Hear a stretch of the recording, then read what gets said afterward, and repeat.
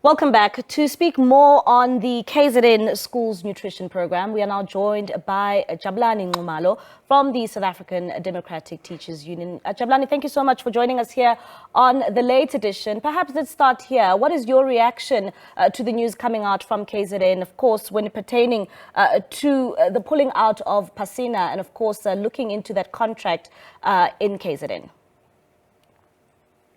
No, thank you very much, Mbali. Good evening to you and your viewers at home. As SADTU KwaZulu-Natal, to respond directly to your question, we are extremely excited of the decision that has been taken by the Department of Education to terminate the contract of the current service provider who was contracted to provide food. It must be remembered, Comrade Mbali, that we had issued a statement yesterday calling for a termination of this particular contract because of the challenges that has come with the contracting this particular contractor and the challenges in respect of delivery of food at schools. So we are extremely excited of the decision that the department has taken.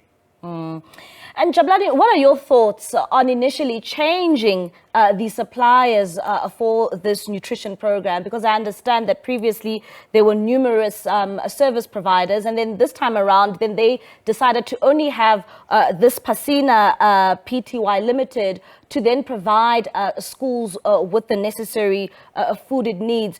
What is your take on the department changing the initial program from what it was?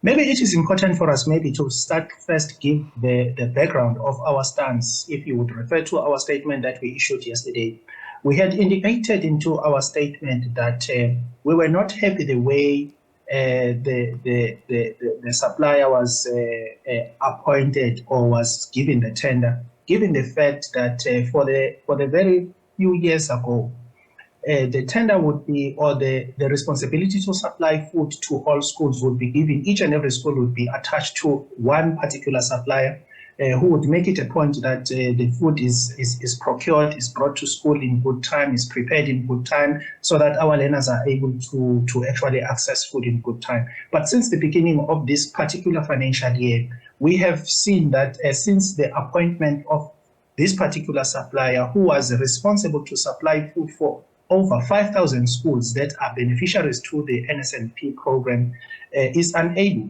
And those particular, which I would call subcontractors, would be expected to collect food from Northern Point, which will delay delivery time to school, subsequent to delay of the preparation of the food for learners to be able to get that food. And as a result of that particular delay, you'll find that schools would get an inadequate supply of food. Even that those schools that would be able to get food, you'll find that the food that gets delivered, it's now not in a position that you would say it's good for preparation. So for us, it is better that it's going to go back to where it was, that each and every school will be attached to one particular supplier who would make it a point that the food is supplied in good time, it gets prepared in good time, so that learners are able also to get that food in good time. So we are extremely excited of the decision that the department is taking. And it must be remembered that we had already indicated that we will put more pressure to the department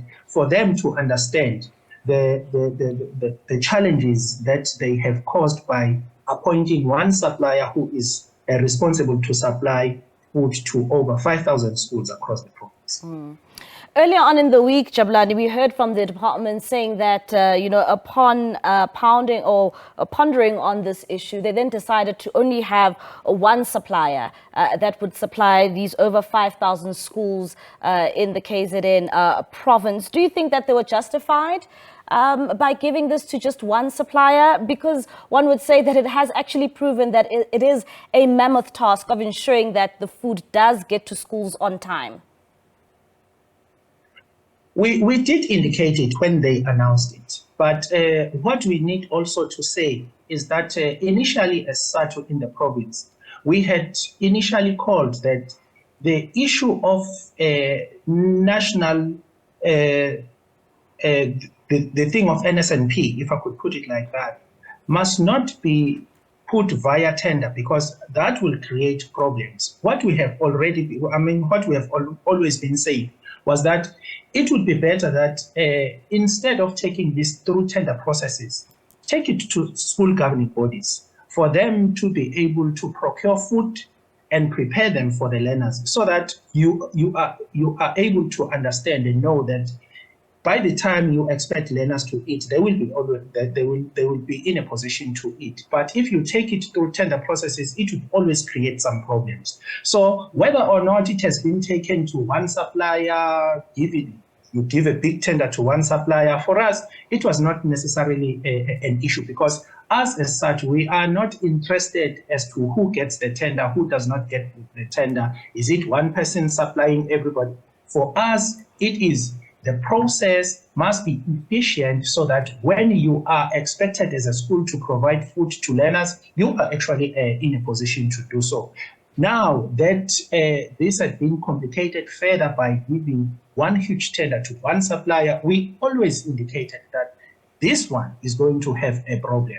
And we were vindicated into saying that, because usually what happens is that schools are supposed to be receiving food before the start of the week or before the start of the new term. But this time around, food was never delivered on time. Came the first day of school, there was no food to provide learners at the first day of school, and we had already indicated that this is going to have a problem.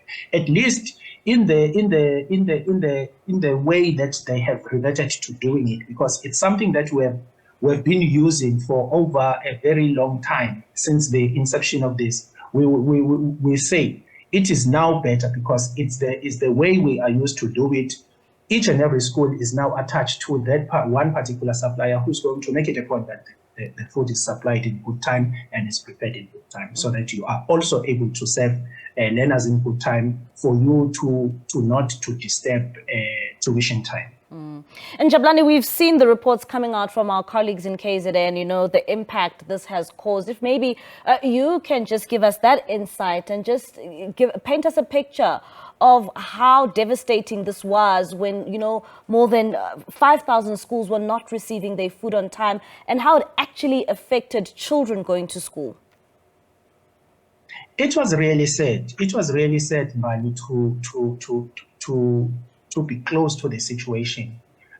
You would understand the majority of our schools in the province, we are indicated as a rural province. The majority of our schools are that are in rural areas. The majority of them also are that are in township schools, as well as that in informal settlement. And if you look at those particular communities in rural settlement, in rural areas, in informal settlement, as well as in township, you are at a situation where a lot of parents are unemployed, and their kids only rely on that one meal that they get from school. And if that is not happening, it's coming back to us into say how, as teachers, are in a position to teach learners that are starving. It was very bad, to an extent that there were certain schools that were to cut short of the hours of the school, so that they will let children go before the actual time for school closure come, because it is very difficult to teach learners that are actually starving. And that is going to impact negatively on the quality of learning that learners are actually receiving, because it is very difficult to learn effectively if your stomach is empty, and if you also do not have a hope that you will ever get something to eat. You would find that there were learners who would come and ask teachers at least to give them something. And we want to thank our members there at school, teachers, our members in their majority, into saying, as learners came, they would improvise into making it a point that at least